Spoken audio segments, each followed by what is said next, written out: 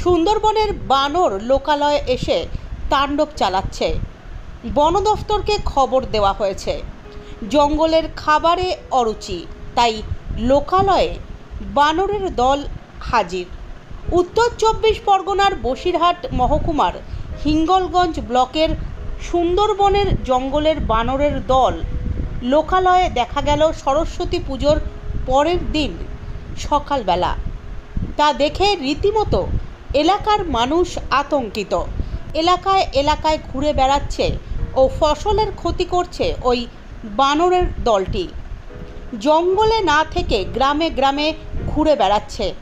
হিঙ্গলগঞ্জের বেশ কিছু এলাকায় ও সন্দেশখালীর বেশ কিছু এলাকায় ওই বানরের দলটিকে ঘুরে বেড়াতে দেখা যাচ্ছে। বিভিন্ন রকম শাক সবজি থেকে কুল কলা এসব ফসলেরও ক্ষতি করছে। সাধারণ মানুষ এমনই অভিযোগ করছেন। হয়তো সুন্দরবনে বাঘ সিংহের ভয়ে তারা লোকালয়ে চলে এসেছে, এমনটাই জানান হিঙ্গলগঞ্জের বনভূমির কর্মদক্ষ সুরজিৎ বর্মন।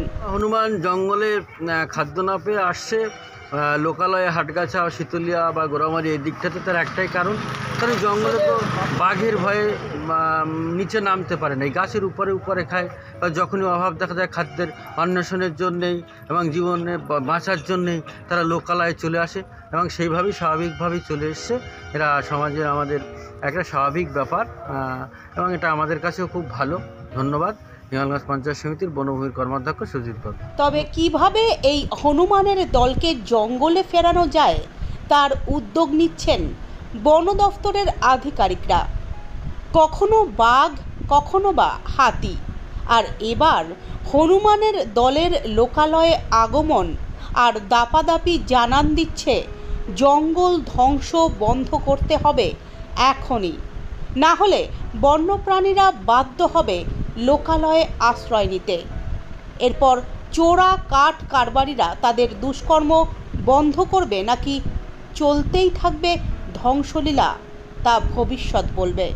সুন্দরবনে বাঁদর হনুমান খাদ্য না পেয়ে তারা লোকালয়ে ঢুকে পড়ছে। ঢোকার জন্যে সেখানকার মানুষের বিভিন্ন রকম শাকসবজি, ফুলকপি, ওলকপি, আলু এবং সবজি আলু ও বিভিন্ন রকম কুল খাবার তারা নষ্ট করে দিচ্ছে, কলাও নষ্ট করে দিচ্ছে এবং মানুষ তাড়াতে গেলে তাদেরকে তাড়াচ্ছে। কতটা আতঙ্কে আছেন গ্রামের লোক? গ্রামের মানুষ প্রচণ্ড পরিমাণে আতঙ্কে আছে। কি নাম তোমার? আমার নাম শ্রী ভোলানাথ হাজরা।